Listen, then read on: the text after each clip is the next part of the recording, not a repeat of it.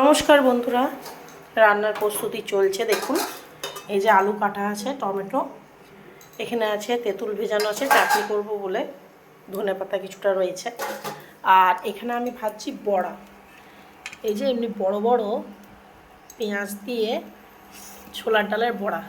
কালকে ছোলার ডালের ডাল পুরি করেছিলাম, তো সেই রেসিপিটা আপনাদের সাথে শেয়ার করব। তাই বড়াটা ভেজে নিচ্ছি, কিছুটা ডাল ভেজানো ছিল, বড়াটা ভাজলাম, তরকারি করব। আর এখানে করেছি বন্ধুরা এরম ছোট ছোট পোনা মাছের টক, টমেটো, তেঁতুল, ধনেপাতা দিয়ে করেছি।